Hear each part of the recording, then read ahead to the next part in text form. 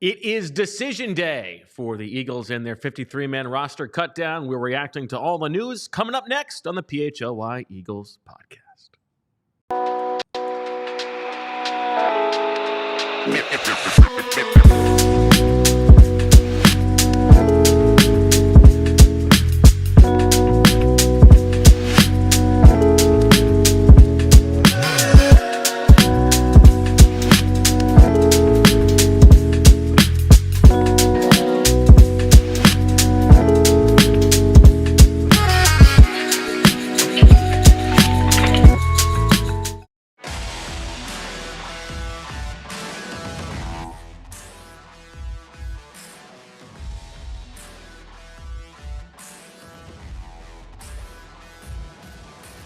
Hello, everybody, and welcome to the PHLY Eagles podcast. High 2 on a Tuesday afternoon, roster cut down day. We are counting it down about an hour and 59 minutes until 4 o'clock. We'll hear from Howie Roseman and Nick Sirianni thereafter.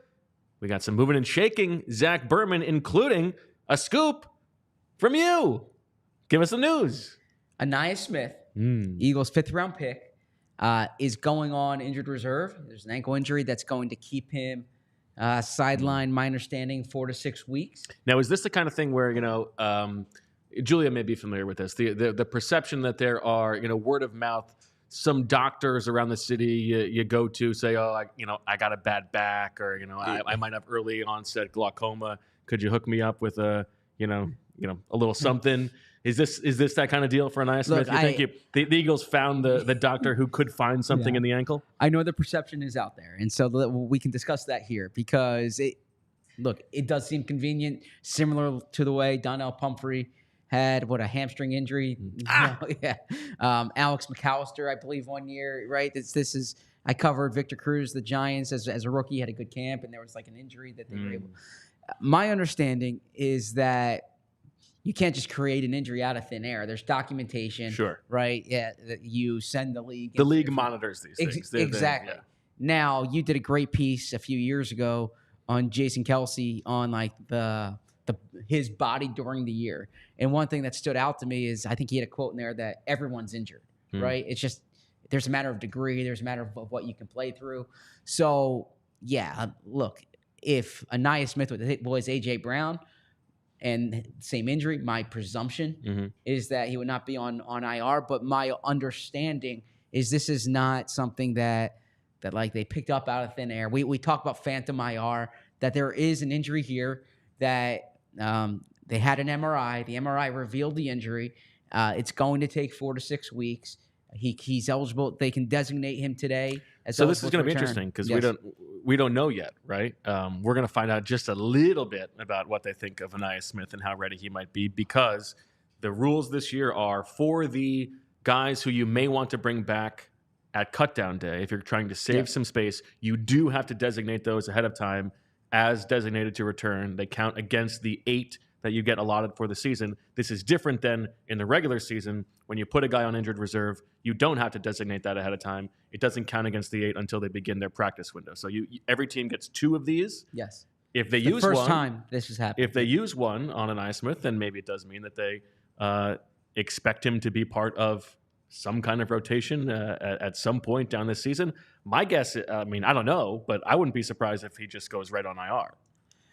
But I feel like the reporting that you have, that there is this expected time frame, maybe they are going to use the designation. So I think the designation to return spots, you're more apt to use them now, to use the 2 now, because there's ways of getting around an injury during the season. First off, you can just carry a guy. You can carry a guy and you can elevate him. B, you don't have to designate him to return, like you mentioned, until he's actually ready to return to practice during the season. So if there's a fringe player who gets hurt during the season, you can place him on IR, and then you can determine you need him. Exactly. So the facts. So when you talk about Ainias Smith or Trevor Keegan, or you and I can disagree on this, Caden Stearns, I think you're more apt to use that designation today than any other time, because it preserves the possibility they can't come back. All right, interesting. Now, is your understanding that Ainias Smith would have been on this roster if not for this injury? I can't say that. We had our mock conversations yesterday where I outlined. Sorry, what? Sorry. We had Nick in studio. we had Nick in studio. And I wrote this in my 53, and I get it. I've already missed some. But I thought that Ainias Smith would I thought the acquisition of Jahan Dotson would give them a little more flexibility there at depth wide receiver, that they would carry him, and because they don't need him right away, they can keep him inactive early on, but not necessarily to expose him to waivers. It's the question that Nick posed to Vic Fangio yesterday about or maybe it was Kellen Moore, I forget which one. Who's to say? About when a draft pick is cut, do teams go based on their college scouting reports? Do they, because these teams haven't really seen much of Ainias Smith, right? So they see Bo's great practice observations about how Smith's doing, assuming they're subscribers to PHLY, diehard members, and they see the tweets and whatnot, but they don't have all the information, so they're probably going based off college film. So if there's a team that liked him, that had a 5th round grade on him, they might be more apt to claim him now. I thought that a week ago they were not going to keep him. This week they were going to keep him, but IR certainly creates a safe landing spot for him. It's convenient. It's convenient, yeah.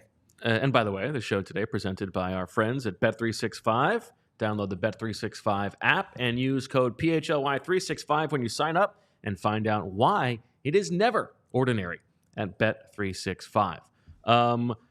Okay, Zach, first of all, nice job on the scoop. I know it's just another day in the office. Let's popsicles. Not, honestly, but, yeah. I'm just trying to serve our audience. That's all. Okay. So we don't have a ton yet. We do know that Andre Sam, who we talked about on the show yesterday, for whatever reason, Sirianni really pushing that one yesterday. That did not come to fruition. And EJ Jenkins, which is the first dent on my personal 53, did not make the team, reportedly waived. Not a huge surprise that they're going with 2 tight ends. I would imagine this is an area where they're going to try to look to add from elsewhere. Yeah, so the Andre Sam news reported by Andrew DeCecco. DeCecco's been all over this. Yeah, a very good job by Andrew. And then I saw Mike Garafolo had EJ Jenkins news. We'll start with EJ Jenkins. I think this is notable for the reason you just said, because I imagine, barring a trade to cut down similar to last year, they acquired Albert O right before the wire. Barring a trade, if Albert O makes the 53, I'm not doing the show tomorrow. He's not. He's getting waived. Okay. But barring that, you're going to see 2 tight ends on the 53. Now, not 2 tight ends active for the game. I imagine they'll have 3 active for the game. Yeah. Jack Stoll's been cut. We'll see some other guys who are cut. They could. If they bring back Stoll, I'm not doing the show on Thursday. They could. On the active roster. If they bring him back to the practice squad, that's fine. I know Jalen trusts him. They could just elevate EJ Jenkins. I'm assuming EJ Jenkins is not going to get claimed. That's why I did not have him on my 53 for that reason. I didn't think he was going to get claimed. We'll see. Yeah, and by the way, people saying this is a knock against the Bo Wulf Camp Crush. The Bo Wulf Camp Crush is not about guys making the 53-man roster. Guess who else didn't make the 53-man roster? DeAndre Carter, Coyote Awashika, Elijah Riley. These guys who went. It's about identifying the talent. So just because the former Camp Crush Lou Nichols gets waived doesn't mean that he's not going to go on to success in the NFL elsewhere. Same for EJ Jenkins. This is a long arc that we're talking about, not just making the 53. Thanks for clearing that up. Yeah, I think that was important. Just people don't understand. Coyote didn't make the roster. Guess what? You guys starting playoff games. Would you say the buzz is palpable about the Camp Crush? No, okay. I wouldn't. It's not quite the Ben Van Sumer and Malachi Corley hype train. Did I use it for Corley? No, that was I believe Greg Cosell. Oh, okay. Do you have any other surprise or worthwhile Eagles wave news so far? Anything that made you blink? Julian Okwara. Yeah, so they cut the vested veterans yesterday, which, if you're reading between the lines, maybe that's a good sign for a Nick Gates or even a Brett Toth. The 4 guys. Warren Burks as well. Warren Burks, yeah. Now, it might just be those decisions were already made. So it's something worth monitoring. When I say the guys who were cut, Joey Okwara, Max Sharping, Will Greer, and then the one. Whoa. So, and then Perry Nickerson. Great call by you that they signed him. One of the great calls of all time. One of the great calls of all time. Yeah, nothing has surprised me to date. The Andre Sam thing, again, that was a little bit of a swing on my end. I thought that undrafted rookie, they have this history of keeping undrafted rookies. Like we said, of the undrafted rookies, he had the best chance of making the team. I think Gabe Hall is still a possibility. Interesting. Okay. I think it's possible that he stays over Tui. Well, we'll get to that because I have some ideas there. All right. And then the other thing is all the snaps that Rudy Ford has been waived. That's too bad. Or released. That's what you interrupted me for? Rudy Ford? Rudy Ford. I'll take that. You're right. Yeah. Okay. Rudy Ford, one of the part of the Joey, best do trade. we have breaking news? Part of the best trade in Howie Roseman's history. Is there breaking news music? And Jordan Matthews, according to Adam Schefter. Jordan Matthews. Jordan Matthews, I kept seeing clips on social, him making catches. Still hanging around.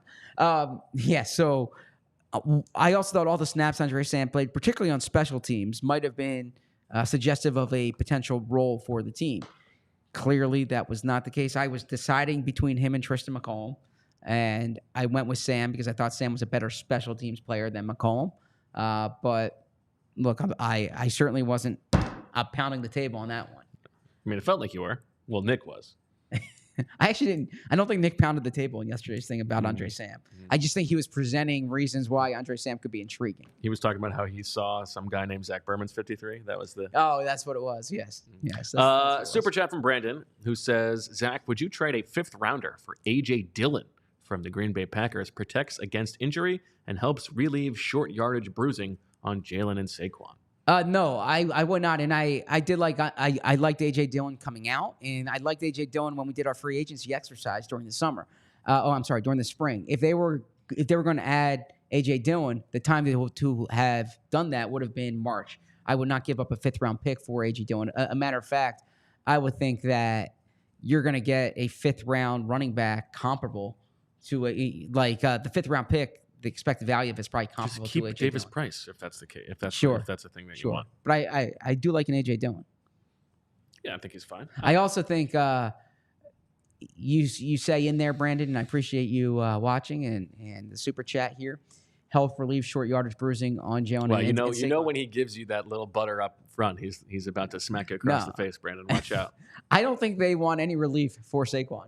I think the goal with Saquon is to run him, or give him maybe the ball, a little bit this year. Give him the ball next year for sure. I think 2 years of Saquon, and I don't think they're worried about what the tread on the tires looks like after 2 years of Saquon.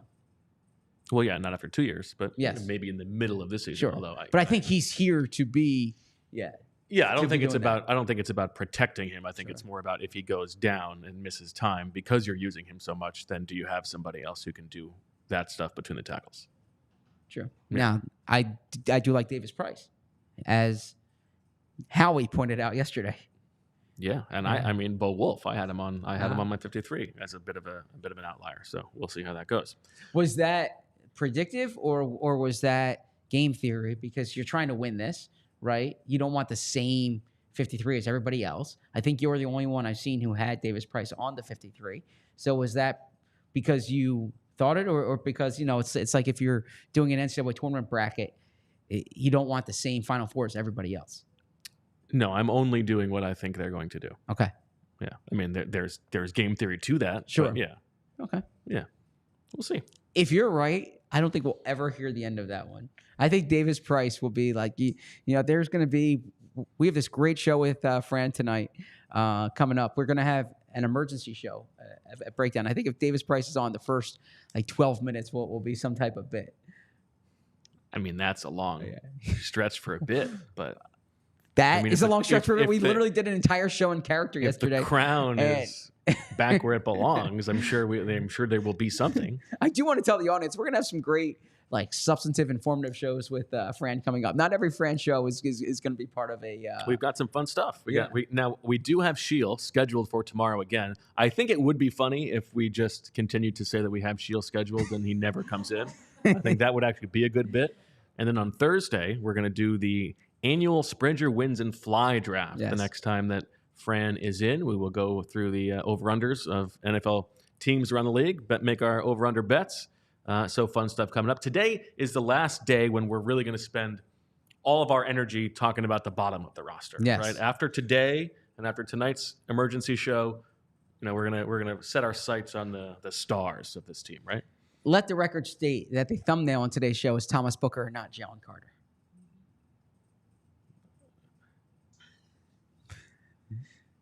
Julia, can you enter that into the record? Okay. Thank you very much. All right. The record has such been reflected. Okay, Thank you, Zach. Good. All right. Before we get going, and I want to talk about Jahan Dotson Yes. and the trade and seeing some of the wide receivers who have already been waived or released around the league, whether you would still do that, whether it makes you feel different about the price there. But before we do that, Zach, let's spend a little bit more time unpacking our friends and what you can get at Bet365, because Bet365 has how many million users worldwide do you think they have, Zach? I'm eager to find out. 90 million. It's like a full roster.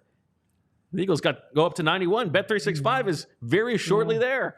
Bet365 live streams 780,000 events each year with early payout offers across the NBA, NFL, NHL, and MLB. Bet365 pioneered live in-game betting, and today Bet365 offers the widest range of games and markets available for live in-game betting across 78 sports.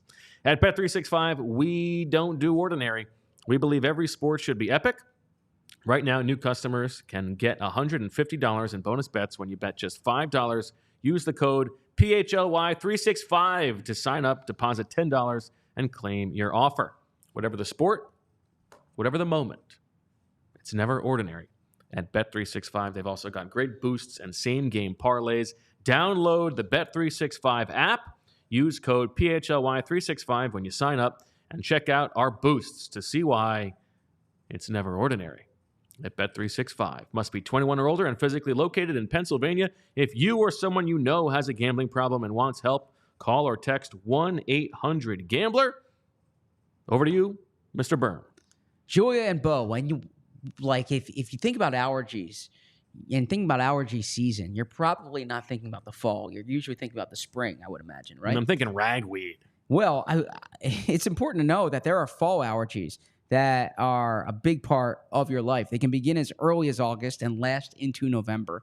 And the main culprits are, as you just said, ragweed and mold. There's other allergens that include plants such as sagebrush, tumbleweed, and pigweed. I'm not really up on my weeds.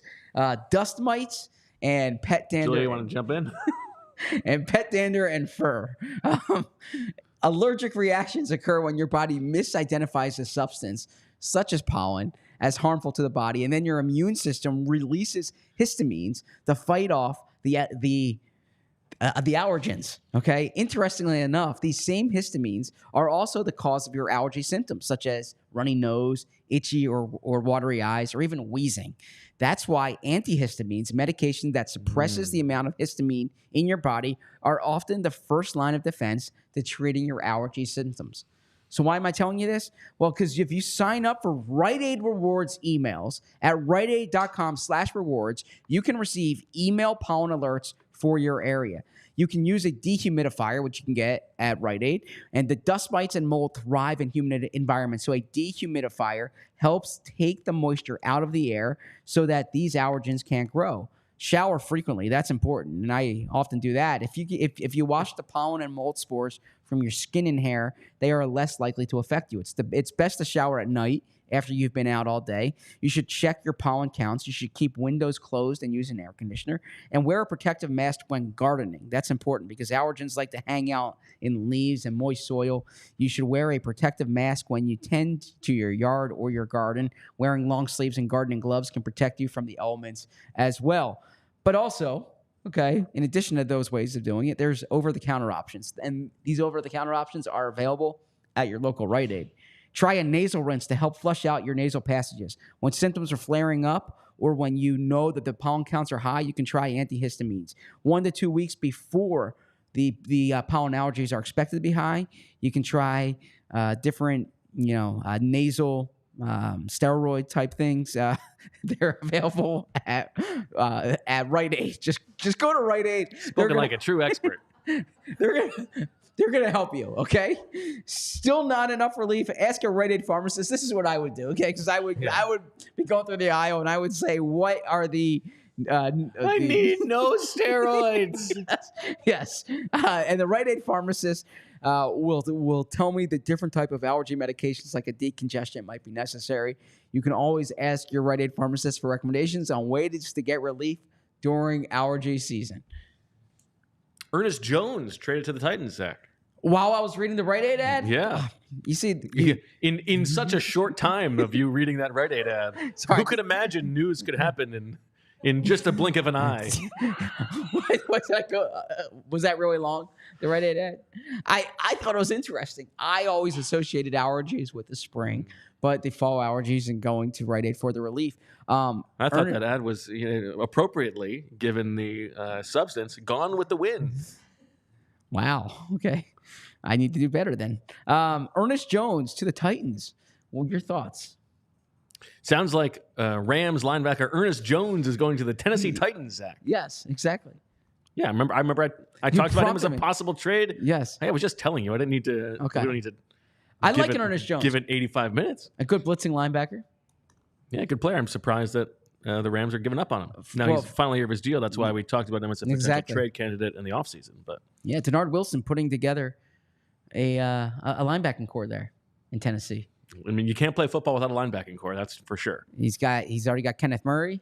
Now he gets Ernest Jones. I mean, I don't know if it's a good one, but he's putting one together. He is putting one together. Although the Titans released Caleb Farley today. Did you see that? Former first round pick. You liked him, yeah. Yeah, coming out of Va-Tech. What's wrong on that one? That's okay. Yeah. All right, let's talk wide receiver. So I want to know if your opinion of the Jahan Dotson trade changes a little bit, seeing what some of the transactions have been around the league. Now, specifically, we're talking about Noah Brown being released by the Houston Texans, Terrace Marshall being waived by the Carolina Panthers, Tim Patrick, getting waived yesterday. Kadarius Toney is on the wire now.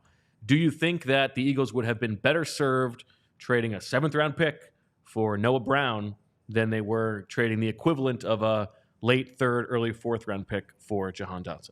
Yes, I do. And I like Dotson. And so in a vacuum, I'd prefer Dotson to any of the players that were cut today. When you factor in price and role, you're looking at the 5th option in the passing game at the point, and Anthony brought this up on the emergency show, and I thought it was a good point, that you're also looking at the replacement for Devontae or AJ if one of them goes down. I think Dotson is better than those guys who were cut today. But I would rather a 7th for Noah Brown. I think Noah Brown as your 3rd receiver is an upgrade over what they had before. I like Terrace Marshall. He hasn't done much in the NFL. Granted, Carolina's been a weird situation since he got there. I get that. The 3 different coordinators. He was drafted in part because Joe Brady, he had such success with Joe Brady. Joe Brady brings him in, and he barely has, any time with Joe Brady. But, and then Tim Patrick's been a competent big slot in the league. It's been a while. It's been a while. Of those guys, Noah Brown's the one who appeals to me the most. Now, Noah Brown, if he's starting opposite Devontae Smith, if AJ were to go down, you don't love that. But I would rather preserve that extra 3rd-round pick and give up one of your 7ths for Noah Brown if that's what it would have cost. Yeah, I think it tells us that the Jahan Dotson trade was not just about filling the wide receiver 3 hole, right? Just sort of checking that box. I think it's more about chasing ceiling than, securing a floor for the offense for some of the reasons that you talked about. If A.J. Brown or Devontae Smith misses time, you want a guy who plausibly can play on the outside. And, I think the offense is better, certainly, on paper with Jahan Dotson than Noah Brown. I don't know that it makes a functional difference, and, it's a pretty significant change in the value. and the fact that Washington is giving up on him in the first place, you got to sort of talk yourself into, as we said, the idea that you get him here and it's going to be a better situation for him, and opposing defenses will not treat him like the top option. I still am okay with it.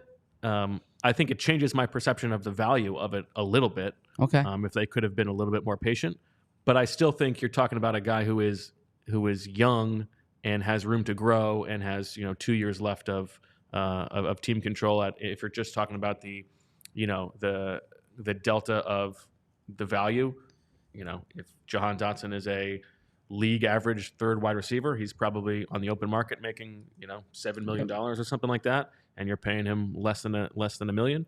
That's nice value. I don't know. I still think I respect the move, although it is a little bit on my radar that so much of the moves the Eagles have made this offseason has been chasing first-round picks. Like, wow, I mean, they've got added 6 guys who are first-round picks this year. Like, what's the pro scouting staff up to? Like, go find me some guys that nobody knows about. I don't object to that. Obviously, this is a strategy I've long endorsed, and so I certainly can't fault Howie for doing something that I would have done. And again, I like the player in Dotson. Now, contract comes into play here. If you acquire Noah Brown, you would have taken on a $2 million guaranteed salary. Okay. Yeah. So he's on a 1-year deal. He's 28 years old. So Dotson, you're Kellen more experience. True. Good blocker. That's not why you acquire someone. Sure. But yeah, I mean, Jahan Dotson, you get him at a decent price for 2 years under contract. In theory, and probably in practice as well, an ascending player. So yeah, to me, the Dotson thing, it really just comes down to the player evaluation. Sure. Right? Like, if he is who they think it is, it's going to look like a good trade, and it will look like they didn't give up too much. Mm-hmm. If he is not that good, or whatever it is that's going on, with the Washington coaching staff that carries over, and he's like Kadarius Toney, who has a good rookie year, a promising rookie year, and then just sort of falls off, then it is going to look like a bad deal. And I know we should evaluate these trades with the information we have at the time, but I think this one sort of comes down to, like, how good is the actual player? Yeah. Yeah. So, I saw a clip circulate on social media. It was Peter Schrager, who's close with Cliff Kingsbury, talking about Cliff Kingsbury's rationale for trading for Marquise Brown. This was back in the 2022 draft, right? And basically, he was saying that Kingsbury loved, like, the top receivers in that draft. He didn't really like, he thought they had no chance at Chris Olave and Jameson Williams and, maybe Garrett Wilson. I forget specifically, but that they weren't as, like, in love with Jahan Dotson, Treylon Burks. And so that was why they went and they traded for Hollywood Brown that year. But yeah, I mean, I imagine this is a Cliff Kingsbury, Adam Peters evaluation here. The other thing too, and I saw this also from Peter Schrager, who does a great job. Don't roll out the Commanders for Brandon Ayuk, okay? Who Adam Peters was in San Fran when they drafted him, was the wide receiver for Jaden Daniels at Arizona State. Yeah, I would feel a lot better about the Dotson trade if they're trading for Ayuk, because then it explains why they're getting rid of him. Exactly, right? And because they get a 3rd round pick, so that's also something to monitor here. I liked Dotson coming out of Penn State, so I'm intrigued by it. I just think we'll see what happens in April. I like the fact that the Eagles had 3 picks on day 2. Now they still could, but I like the trade trip, the trade chip possibility. I thought that was important that they came out with that extra pick next year.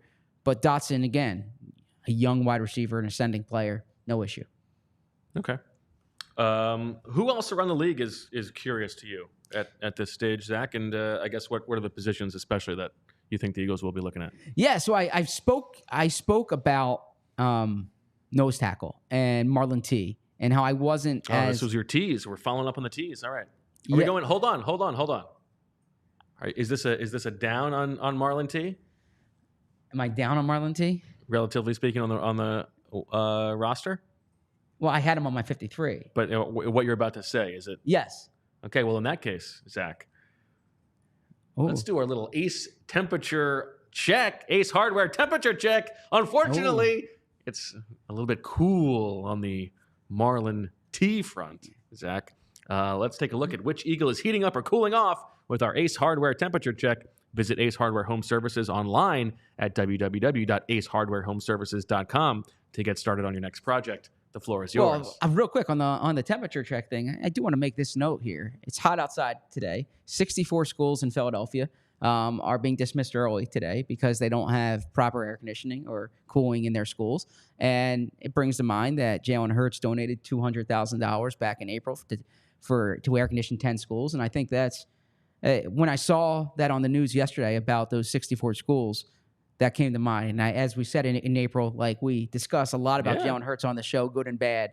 I thought that was a real cool thing that he did, no pun intended, because it was very intentional. And you literally see, you know, I've had a lot of interaction with like students in the Philadelphia Public School District, and I remember a conversation one time about like how hot it can get in the schools. So I think that's I just want to make that note. I think that's cool. Good said. I think you should have intended the pun. Okay, yeah. So anyways, the literal temperature or the actual temperature check here. Marlon Tuipulotu, I had on the 53 basically because I felt they needed a backup nose tackle. And he's the best of the backup nose tackles. I'm not overwhelmed with Marlon Tuipulotu this summer. I'm not overwhelmed with Marlon Tuipulotu over the past 3 years here in Philly.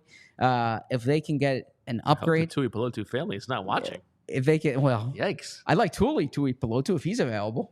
Okay. Wow, I hope Marlon's not watching. I enjoy my interactions with Marlon. I'm just so do I. Just keeping it real here, right? This isn't about who you're friends with, you. Just Zach Berman is the one who's saying this, Marlon. Yes, I am saying this, Marlon. I mean, I think that if they can get Siaki Ika, third round pick. Really? Yeah. Out of Baylor 2 years ago, 23 years old. He was a transfer from LSU. He's more of a natural nose tackle. I remember. Got that draft pedigree. Here we go. I remember when the Browns drafted. Now, I did not. I admit I did not watch his film last year. I think Andrew Berry's a really smart GM. I think he's a very smart GM. Okay. I think the Browns are building a good team. I'm very curious to see kind of what happens with their offensive line as they go forward here. But when I look at it, I didn't quite understand the fit in Jim Schwartz's defense. With my background covering Jim Schwartz, I didn't really know. Yeah, I thought that Siaki Ika, more of a natural nose tackle, didn't really make sense in that defense. I think in this defense, as a backup to Jordan Davis, would make a lot more sense. So I see John saying big draft pedigree guy. He was a third round pick. I mean, it's not like we're talking about Caleb Farley here, right? But I'm saying that I liked him during that draft process. I did look at him because if it was a year when, you know, we thought the Eagles could be looking at defensive tackles. And I think that from an upside perspective, from a body type perspective, I say who's that natural backup nose tackle for Jordan Davis. I think Siaki Ika. I think it was also, remember, it was notable that Vic Fangio was asked about this and did not mention Marlon Tuipulotu. Exactly. I think I was the one who asked him about it, actually. Yeah. Wow. I mean, I believe you. Because this has been on my radar for... That's a radar? That's an devil antenna. Horns? Or, that's an antenna. The antenna is up for this. My antenna has been up for backup nose tackle throughout the summer. When we spoke about depth at defensive tackle, often we kind of talked about the three technique. And I actually think Moro Ojimo and Thomas and Thomas Booker have given them solid depth there. I am very concerned about what happens if Jordan Davis goes down. Who steps into that role? And that's why I would say put a claim in for Siaki Ika. It is also, I mean, there are only so many people in the world who are that size. But it is a... You don't have to tell me. But it is a position that can be found. You know, like... Sure, and you're finding on the waiver wire right here. Yeah. Yeah, well, that's what I mean, there's a reason that he got waived, obviously, but yeah. Okay. But if I haven't been crushing the Siaki Ika that's what tape, I said. But yeah. I liked him at Baylor. I liked him at in Dave Aranda's defense.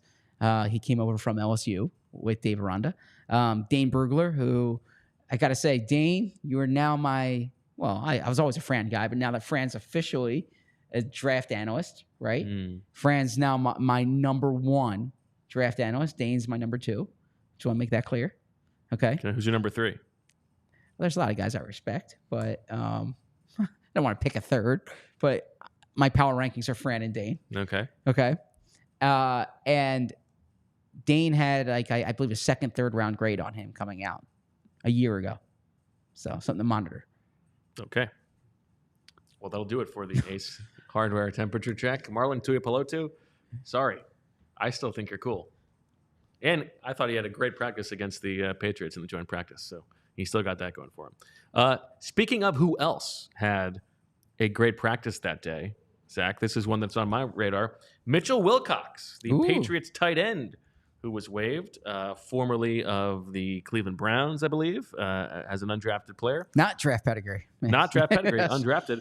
He was all over the place in that practice. And so if you think about, one of the benefits of these things is you get guys on tape against the team that you already know. Sure. How do they perform? Mitchell Wilcox is the guy. And I do think that tight end, they're going to add somebody. Yes. Obviously, with E.J. Jenkins being waived. Some other guys around the league. Peyton Hendershot, waived by the Cowboys.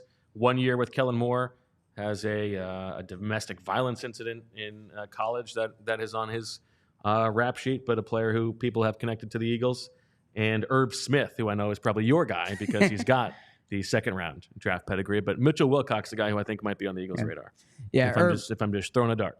Irv Smith, I liked him when he was with the Vikings. He hasn't quite clicked since then. He was in Cincinnati. He's bounced around a bit. I had Jody Fortson written down. He hasn't done much. He's more of a pass-catching tight end, and I think they'll probably look for more of the blocking type. You mentioned Jack Stoll.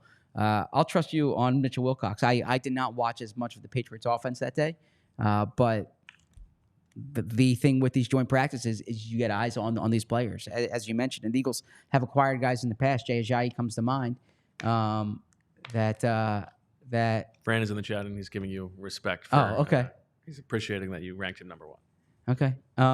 Yeah. Fran's the man. I'm excited to hear Fran's perspective tonight. Fran's perspective, not as a coordinator, but as Fran. So, that's a good one. I'm very curious to see if Donald Parham is cut, because Donald Parham would be the guy that I would go after. I mean, if you get Parham, we should do something.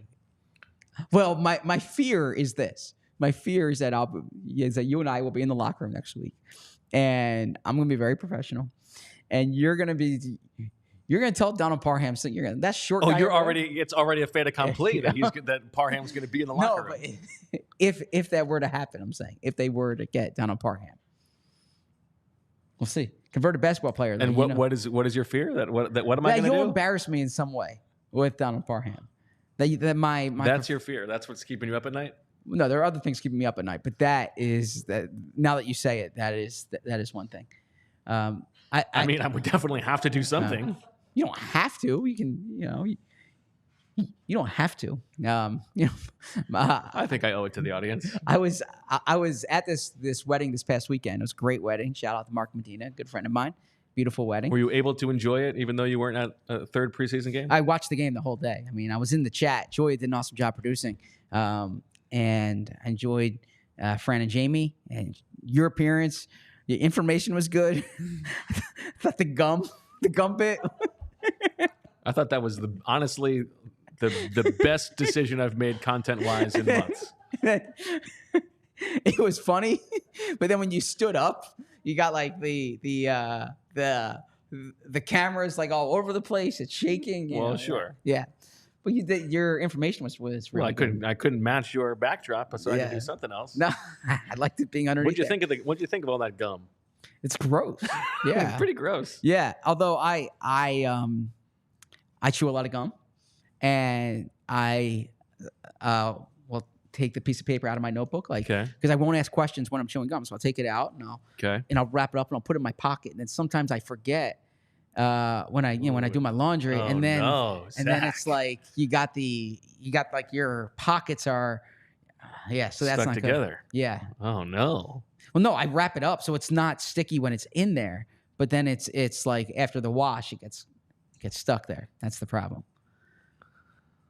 This is fascinating. This is something that happens often. Too often, yeah, because you'll see me. I'll be chewing gum, and then the press conference will start.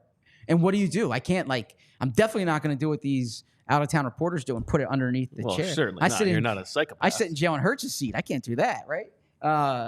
So what do? I wrap it up, and then I put it in my pocket. And then an hour goes by, and I forget about it, and then I do my wash later. But you don't empty your pockets before you put your clothes in the... I need to get in the habit of doing that, no.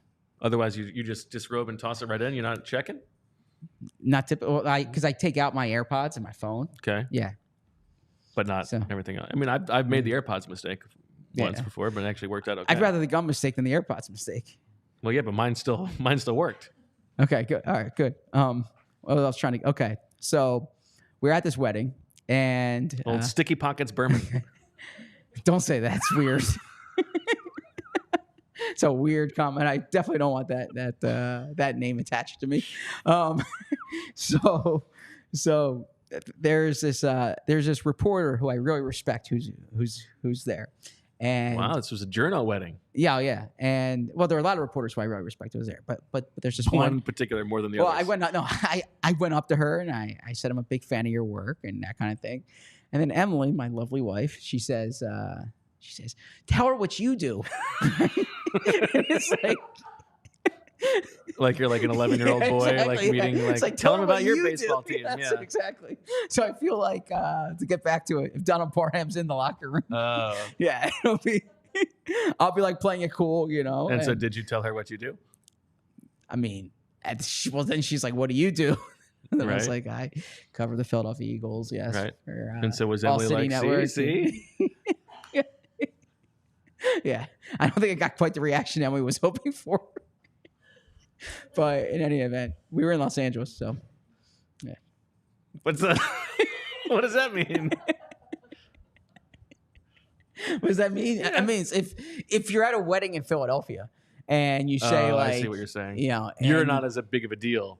No, I'm not saying I'm not. It's if not. This no, was, it's if just this was the a Eagles Philadelphia wedding, then people would be coming up to you. No, I'm not saying that. People would say, "Oh, how does Jalen look? What do you think of Nick?" That kind of thing, right? You're in a Los Angeles wedding. They don't want to know what's going on about the Eagles. Okay. Well, you know who wants to know what's going on about the Eagles? You know who is from here? TrueMark Financial Credit Union, right from where Julia and Zach went to high school, up in Fort Washington. And you know what they've got? They got a HELOC. That's right, the home equity line of credit. The HELOC allows homeowners to borrow against home equity with a variable interest rate. Preserve your savings and get access to funds as needed for big renovations, education expenses, or emergencies. Use TrueMark Financial's budgeting tools to save for special purchases like limited edition merchandise and all kinds of other good stuff. Regular contributions accumulate over time to reach saving goals effectively. Transferring as little as $5 a week gives you $260 more than enough for a Kelly Green jersey, if that's what you're in the market for.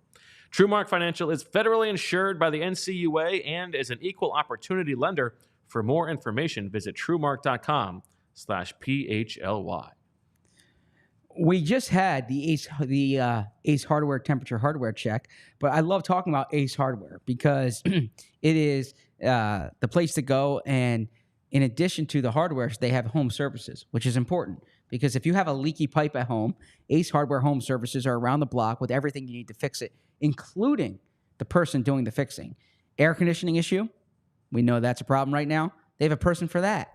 If you have a faucet that you say you'd fix last fall, they have the person for that too. From plumbing, the heating, the cooling.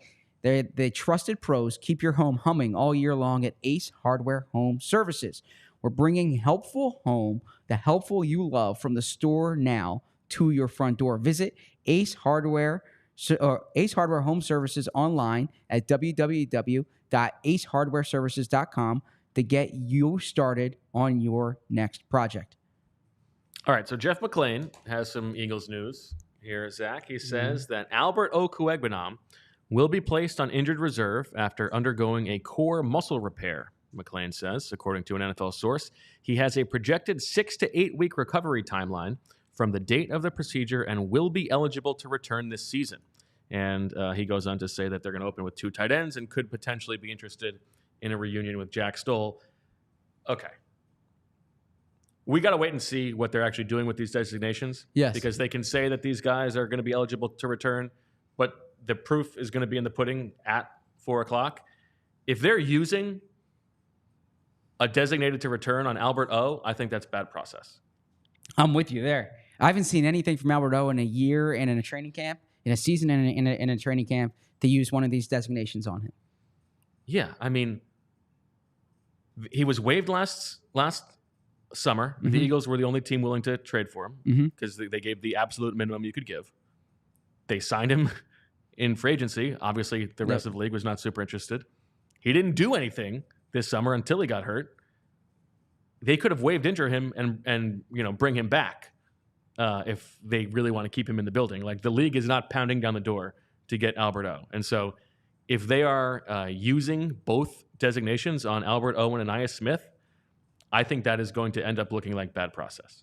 I think it is bad process. Sure. Albert O is not the guy I would rush to keep back. Now, you could disagree with me on using one of those designations on Caden Stearns if it comes to that.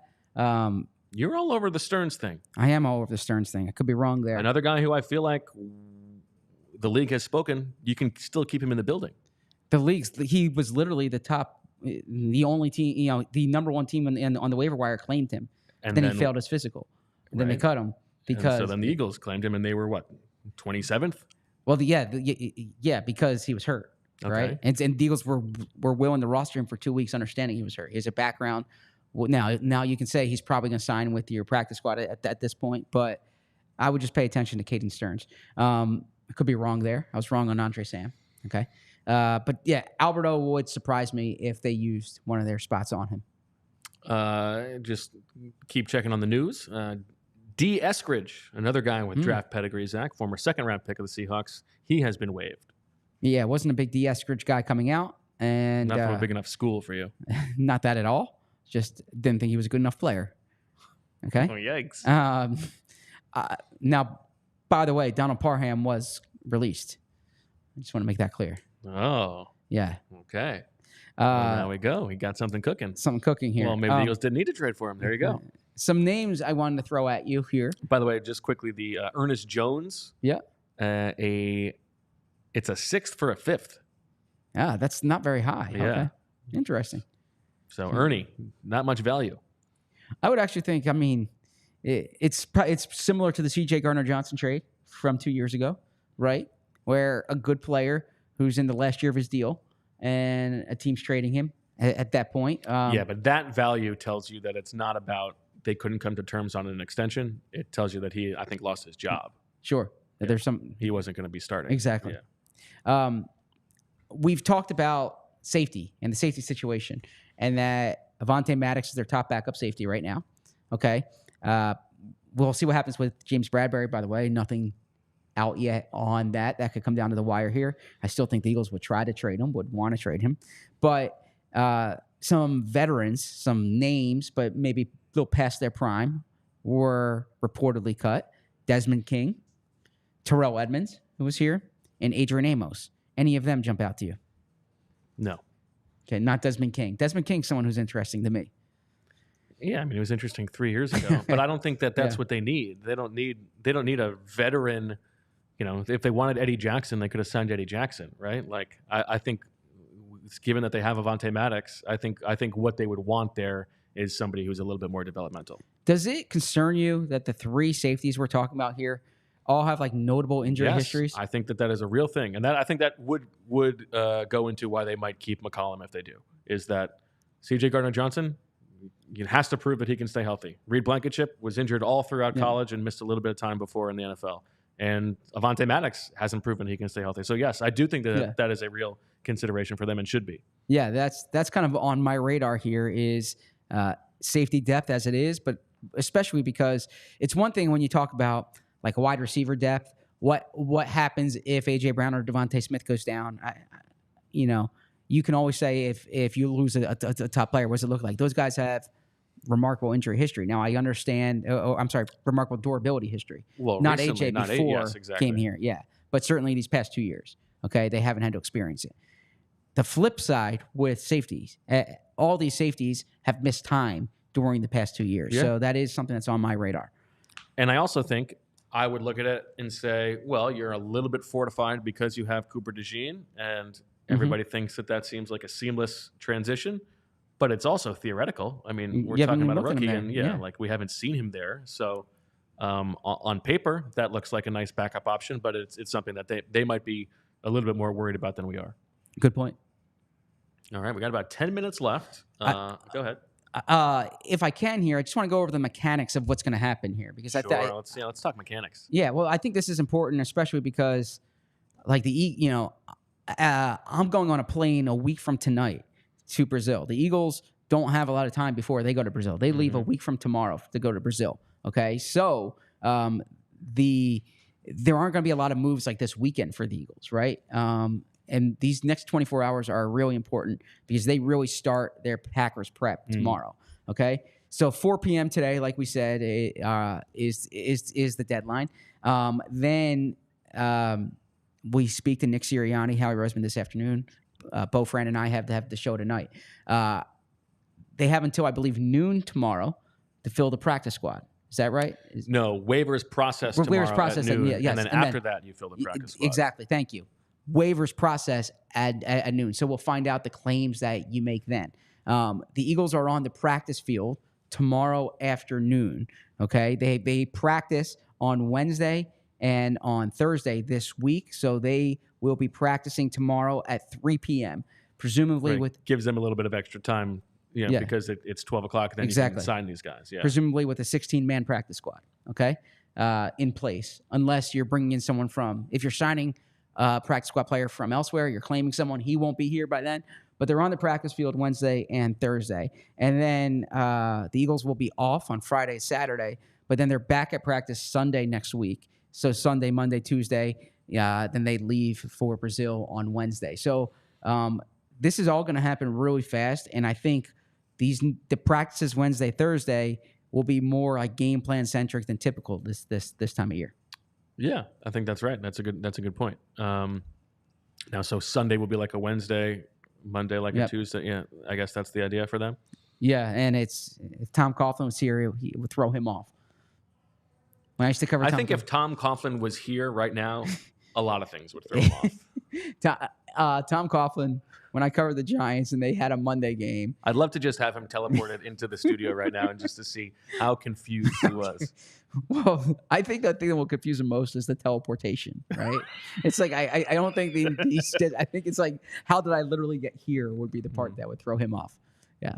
I mean, that would be discombobulating. What do you want to hear from? Well, I guess we don't know the players who are cut. What do you want to hear from Howie and Nick today? Yeah, I mean, this is it's hard to say because we don't know yet. But I imagine that Bradbury will be a discussion, no matter what decision they make. The Dotson trade. The Dotson from Howie. From Howie. Yeah, and now this is probably our last chance to talk to Howie until the end of the season, unless they do something at the deadline and he talks then. Sure. So, what are your big picture questions for Howie?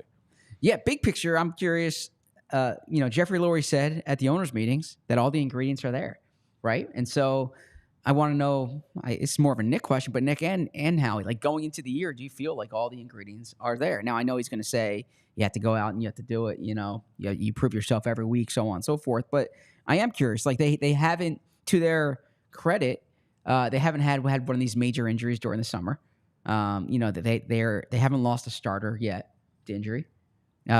So they have the team going into the summer that they thought they would have, or going into the season that they thought they would have. The right guard situation played itself out. Mekhi Becton is going to be the starting right guard. So I think though that, like, big picture, do they feel like the ingredients are there going into the season? And what do you think he'll say? Just why, we can't think like that. We just have to, 1 week at a time. 1 week at a time. Once you think you've made it, you get kicked in the ass. There you go. Nice. Okay, how about Nick? How tough was today for you, Nick? Well, he's definitely going to say that, yeah. Howie will make a reference to that too, right?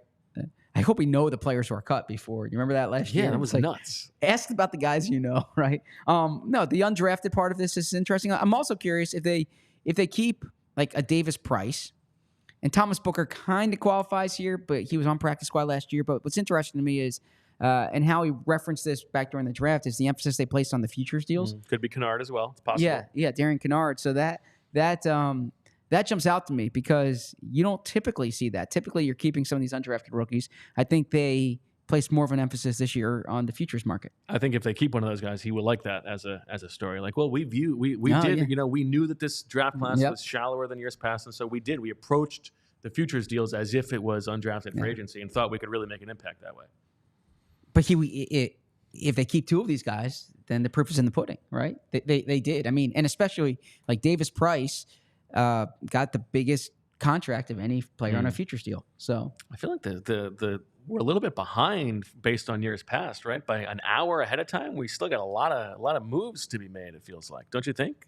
To be reported. Yeah. Just in terms of the pacing of the trickling of news, feels like there's a flurry coming soon. Sure. Well, and then, I mean, Fran's not here. You're also an alumni of PhiladelphiaEagles.com.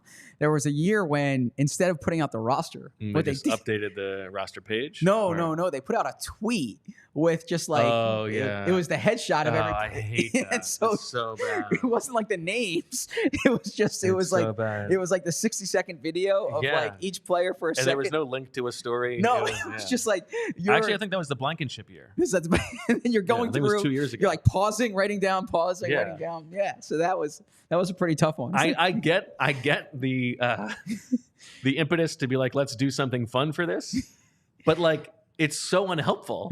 Even if you're trying to disguise it, like your fans want to know who's on the like they don't know exactly. Like, yes, that's not helping anybody. Yeah. It's like the quarterbacks, and then boom, boom, boom. Yeah, it was like moving very fast. Yeah. And it wasn't done by depth chart. It was done, just like right. So it might have been done like numerically or alphabetically, whatever. Yeah. So you would get like like Miles Sanders like third among the running backs. Yeah. Yeah, that was weird. Yeah. Okay. All right. Any questions in the chat? We got 2 minutes to kill here. I'm waiting for news to break. Noah says, ZB, is there any chance to buy your new book from you in Brazil? He sent you a Twitter DM and would love to make it work.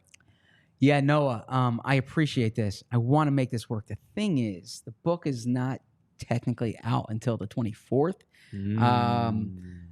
Noah, maybe that's a rule only for within the continental United States. No, there's like there's books that like I have and I'm giving them out maybe like a week before, right?